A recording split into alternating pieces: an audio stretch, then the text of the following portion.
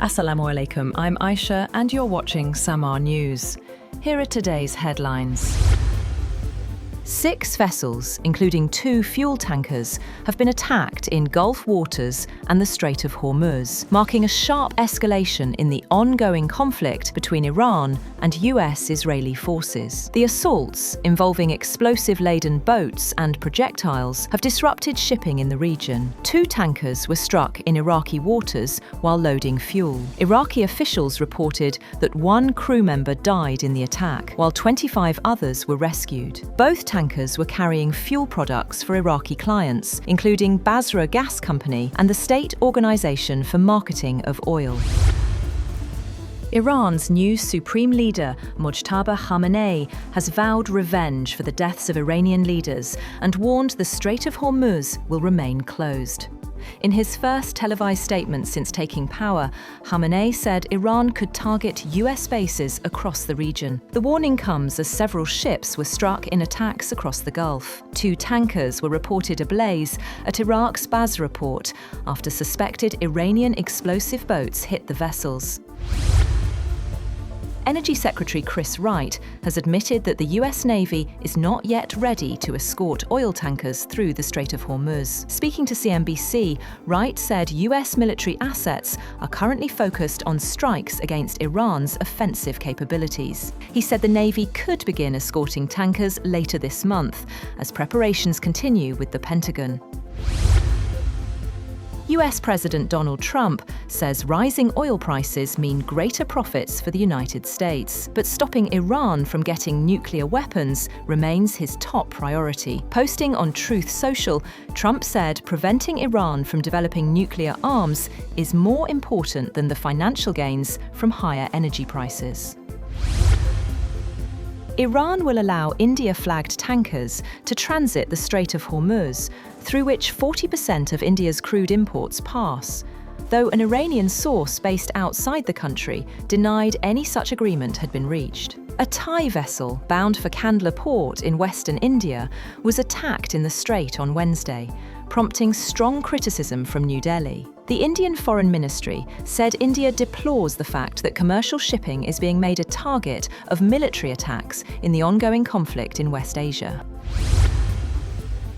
US intelligence indicates that Iran's leadership is still largely intact and is not at risk of collapse anytime soon, after nearly 2 weeks of relentless US and Israeli bombardment. A source said a multitude of intelligence reports provide consistent analysis that the regime is not in danger of collapse and retains control of the Iranian public. A senior Israeli official said Israeli officials in closed discussions also have acknowledged there is no certainty the war will lead to the clerical government's collapse. The sources stress that the situation on the ground is fluid and that the dynamics inside Iran could change.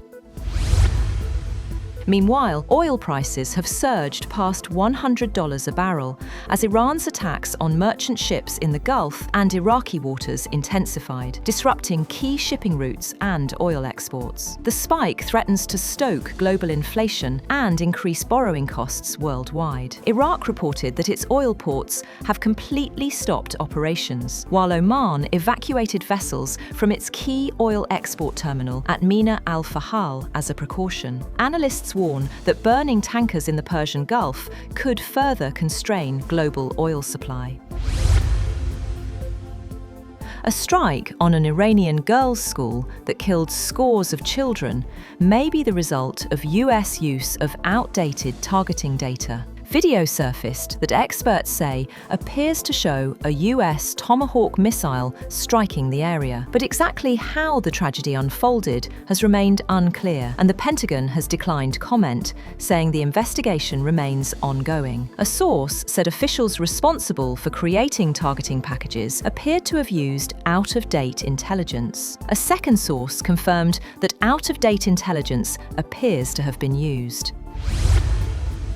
Pakistan and the International Monetary Fund have made considerable progress in talks on the latest reviews of the country's bailout programme, but have yet to reach a staff-level agreement. IMF Mission Chief Eva Petrova said in an end-of-mission statement that the IMF team and Pakistani authorities will continue discussions in the coming days with a view to concluding the reviews. Talks assessed risks from the Middle East conflict and rising energy prices to Pakistan's economy, balance of payments, and external financing needs, as the country imports most of its fuel. The fund said programme implementation under the $7 billion extended fund facility has remained broadly aligned with authorities' commitments through end February 2026.